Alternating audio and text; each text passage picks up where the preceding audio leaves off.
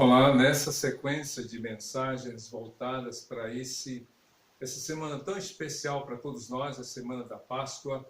Ontem, sexta-feira, a gente pôde refletir, pensar sobre esse marco histórico na vida de todos nós, da humanidade de maneira geral.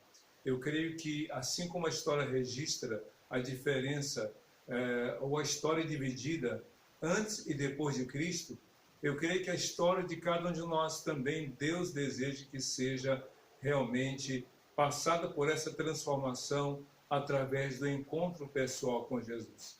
Hoje, sábado, o que temos a dizer sobre o sábado?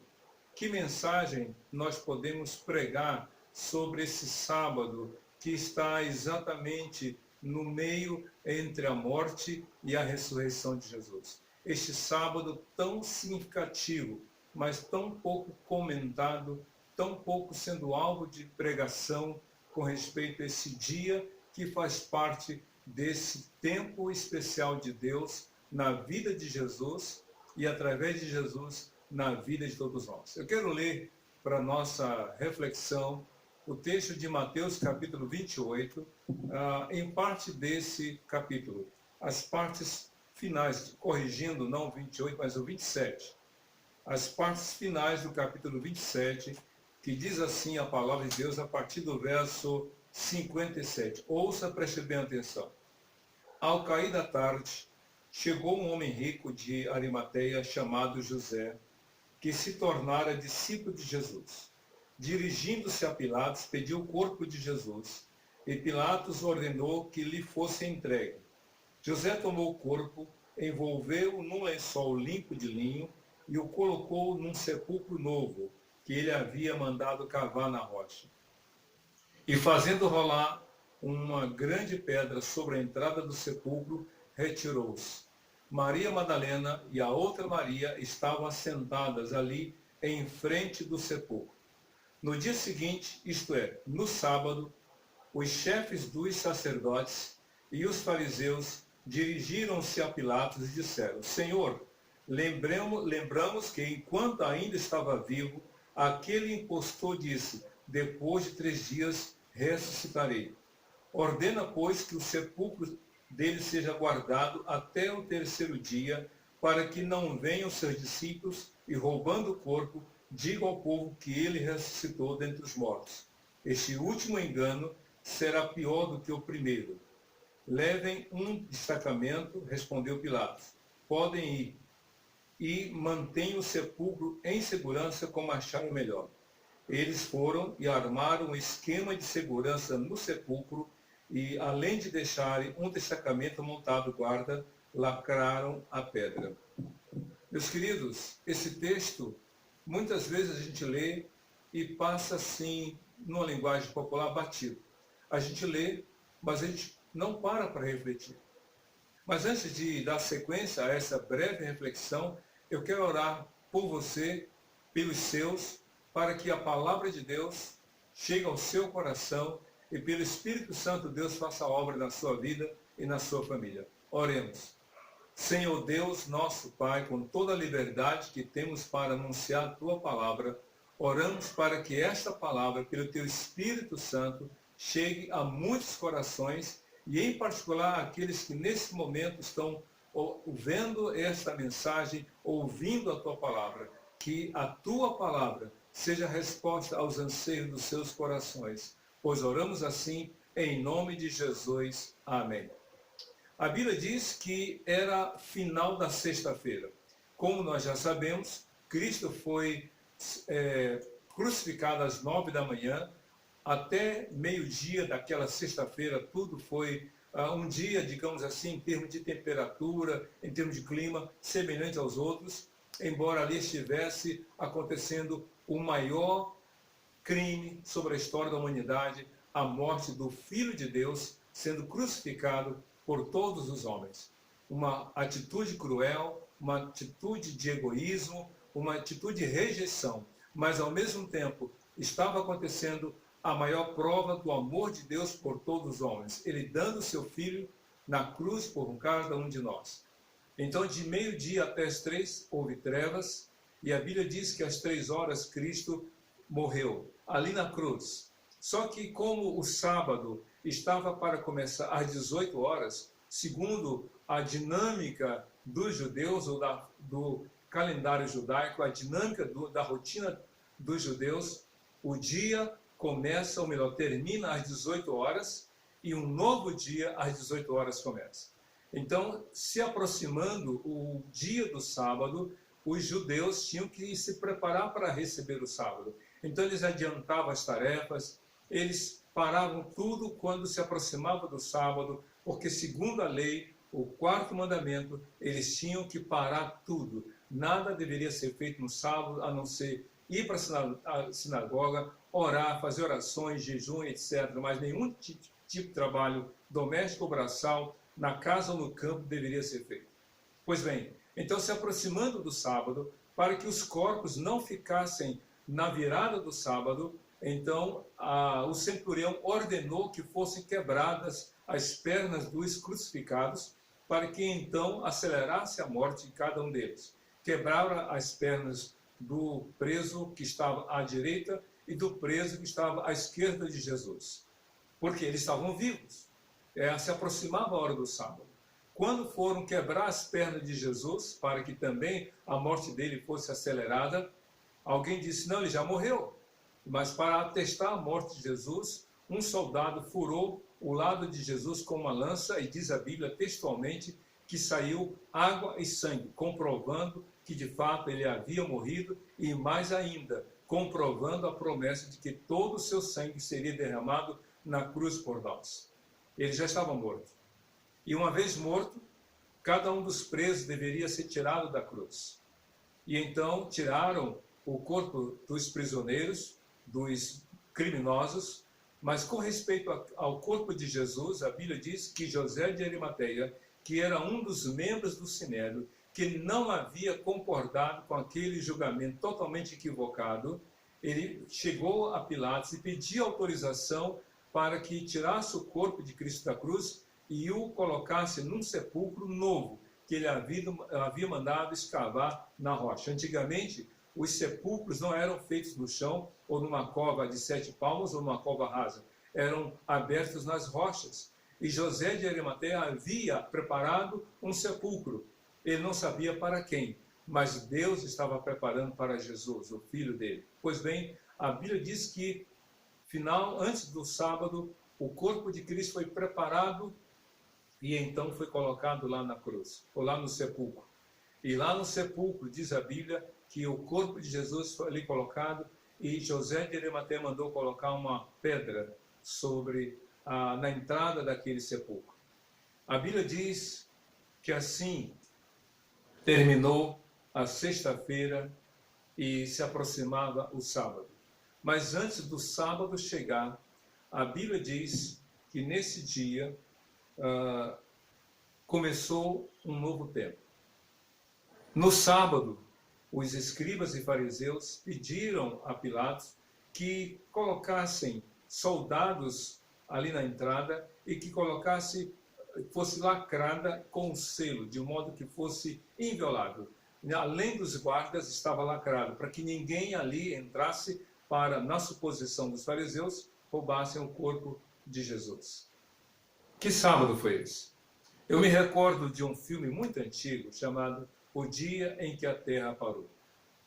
É um filme de ficção científica. Se você quiser, pode até pesquisar mais sobre esse filme. O Dia em que a Terra Parou. Eu creio que hoje estamos vivendo nessa quarentena e alguns estão dizendo o dia em que o mundo parou. O mundo que parou por causa da Covid-19, parou por causa do novo coronavírus. Alguns países estão parados, alguns estados desses países não há movimentação, algumas cidades estão paradas. A impressão que se dá é que o mundo parou. Mas eu creio que esse sábado da morte de Jesus foi o dia em que Deus ficou em silêncio. Deus ficou em silêncio.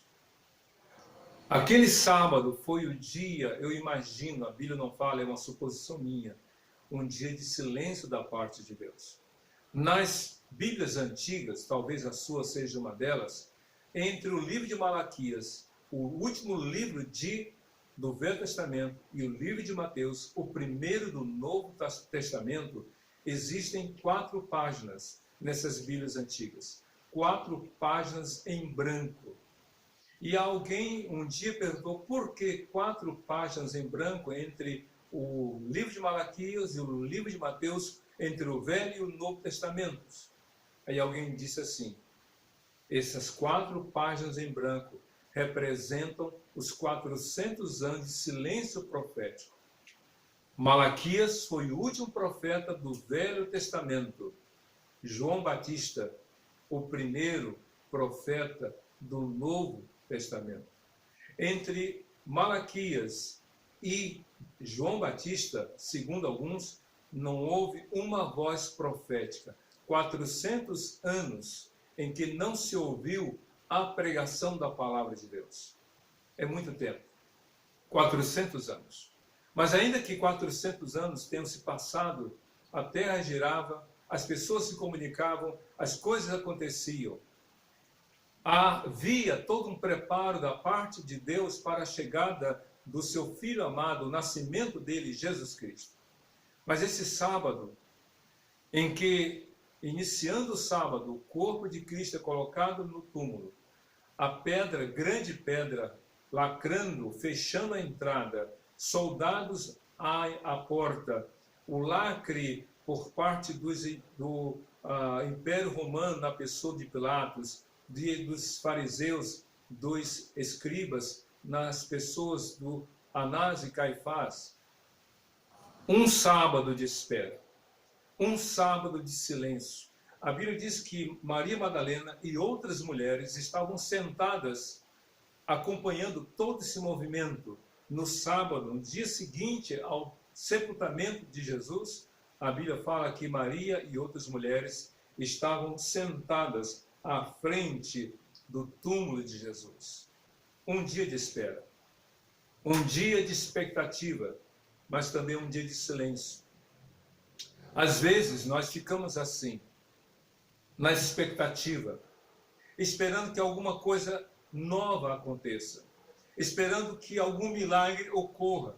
Ficamos sentados, esperando que, como que me belisca para ver se é verdade, não acredito que tenha acontecido tal tragédia.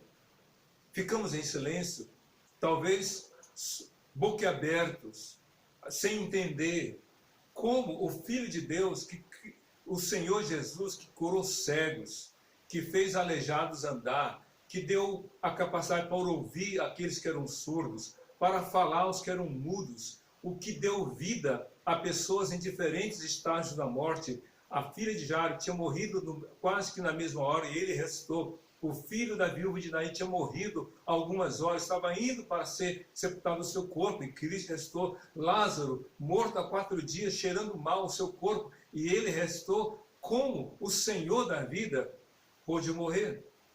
Às vezes nós não entendemos o mover de Deus, às vezes não entendemos o agir de Deus, mas temos que esperar.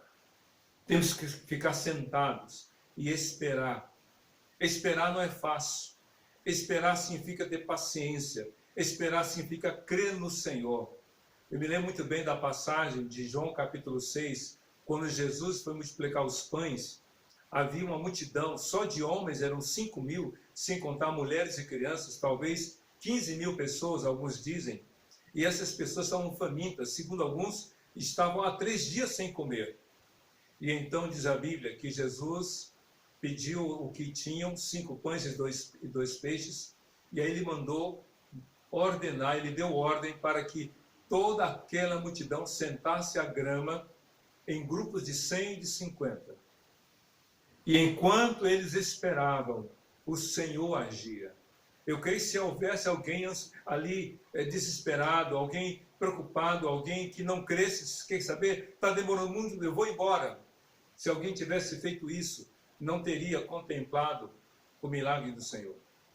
Maria e as outras mulheres estavam sentadas. Só que tem uma coisa muito interessante nesse lugar. Enquanto Maria e as outras mulheres estavam sentadas, talvez refletindo nas palavras de Jesus, esperando que algo acontecesse, esperando o domingo chegar, havia um outro grupo de pessoas que não queriam que esse novo dia chegasse. Os escribas e fariseus chegaram a Pilatos, olha, ele disse, e aí usa uma palavra muito forte, aquele impostor. Como é que alguém pode falar de Jesus dessa maneira? Como é que alguém pode debochar do Filho de Deus? Recentemente, nessas festas que aconteceram no Brasil e mundo afora, quantos debocharam do nome e da própria pessoa de Jesus? Quantos fizeram pouco caso? Quantos tentaram ridicularizar o Filho de Deus? Quantos fizeram piadas chulas, indecorosas contra o Filho de Deus? Quantos fizeram coisas absurdas, comentários, atribuíram títulos a ele que são títulos vergonhosos? A esses homens, escribas e fariseus, doutores da lei, chamaram de Jesus de impostor e disseram, para que nada aconteça, para que não se cumpra o que ele havia dito, vamos então colocar, e nós te pedimos, coloquem soldados à porta, para que ninguém vá lá roubar o corpo de Jesus, e ainda coloque um selo, lacre, para que ela seja inviolável à sua entrada. Maria Madalena e as outras mulheres esperavam algo de Deus, esperavam o milagre. Os homens incrédulos não queriam que acontecesse. De que lado você está? Você está com aqueles que esperam o agir de Deus? Você está junto com aqueles que dependem de Deus, que creem que Deus vai cumprir a sua promessa, como aquelas mulheres esperavam que Cristo cumprisse a palavra dele? Ou você se une à maioria que debocha, que ri, que faz pouco caso, que demonstra incredulidade, que faz graça pejorativa, piada com o nome de Jesus? A Bíblia diz que foi um dia de espera, um sábado inteiro, 24 horas de espera, sentado. Deus estava em silêncio. E é difícil esperar quando nós não vemos o agir de Deus. Mas eu digo uma coisa para você, vale a pena esperar. A Bíblia diz no Salmo número 30, versículo 5, o choro pode durar a noite inteira, mas a alegria vem pela manhã. O rei Davi, no Salmo 40, disse, esperei com paciência no Senhor, e ele se inclinou para mim e ouviu meu grito de socorro, tirou-me de uma cova de destruição, de um atoleiro de lama, colocou meus pés sobre a rocha, me firmou os passos e pôs na minha boca um novo cântico, um hino de louvor ao nosso Deus. Muitos verão isso, temerão e confiarão no Senhor. Vale a pena esperar. Aguarde o agir de Deus. Foi um sábado difícil. Foi um momento crucial. Foi um momento de ansiedade, de angústia. Talvez alguns nem sequer tivessem condições de dormir na expectativa do que iria acontecer no domingo. Hoje é sábado, meu querido. Amanhã é domingo. O domingo de esperança, um novo dia raiou naquele dia em que Cristo ressuscitou. Um novo dia na sua vida vai raiar, em nome de Jesus, para a glória do Senhor. As trevas vão se dissipar, a incerteza vai cair, o milagre vai chegar, o poder de Deus vai se manifestar. Em nome de Jesus, essa tempestade sobre o Brasil e o mundo há de passar para a glória do Senhor. Apenas espere, não se desespere, ainda que sentado, ainda com muitas preocupações na sua cabeça, espere, creia que Deus vai agir. No tempo dele, Deus não se adianta nem se atrasa, ele apenas espera. No livro de Abacuque, no capítulo 2, no versículo 4, Deus fala através do profeta, olha o homem orgulhoso e ímpio, a sua alma não é correta no coração, mas o meu justo viverá da fé. É esse o texto que Paulo usou em Romanos capítulo 1, verso 16. Porque não me envergonho do evangelho, que é o poder de Deus para salvar todo aquele que nele crê, primeiro do judeu, depois do grego. Porque está escrito, o meu justo viverá da fé. E na segunda carta de Paulo aos Coríntios, no capítulo 5, no versículo 7, ele fala: porque nós não vivemos pelo que vemos, mas vivemos pelo que cremos. Ou seja, não vivemos por vista, mas vivemos por fé. O que nos move, o que nos mobiliza, o que nos faz levantar e agir, ainda que seja dentro de casa, é a fé no Senhor. Coloque a sua fé em Jesus. Jesus estava morto. Aquele sábado foi um sábado que talvez para alguns durou mais do que 24 horas. Parecia um dia sem fim. Talvez para você essa quarentena, esses dias parece que não tem fim. Mas aguarde, a alegria vem pela manhã. No tempo certo Deus vai agir. Então somente diga: Senhor Jesus. Assim como aquelas mulheres esperaram e confiaram, ainda que tenha sido um dia difícil, eu quero confiar em ti e crer que tu vais agir para a glória do Senhor. Amém? Eu quero orar com você agora. Eu quero pedir a Deus pela sua vida, para que Deus faça a obra no seu coração. Você pode baixar a sua cabeça, fechar os seus olhos, diga para o Senhor Jesus, diga para Deus: Senhor Deus, dia ou dias difíceis, semana ou semanas difíceis, mês ou meses difíceis, um ano ou mais difíceis, mas eu quero esperar, porque eu creio no teu agir. Eu coloco a minha vida em tuas mãos. Eu creio que esse dia tão difícil, esse tempo tão nebuloso, silencioso da parte do Senhor, eu creio que ele vai passar e o Senhor vai agir trazendo esperança ao meu coração. Eu entrego a minha vida ao Senhor Jesus e te agradeço, porque eu creio nele como meu Senhor e Salvador, hoje e para sempre. Amém. Meu querido, que Deus te abençoe, que Deus te dê uma vida maravilhosa, uma vida especial, uma vida plena em Jesus, Senhor e Salvador de todo aquele que nele crê, hoje e sempre. Amém.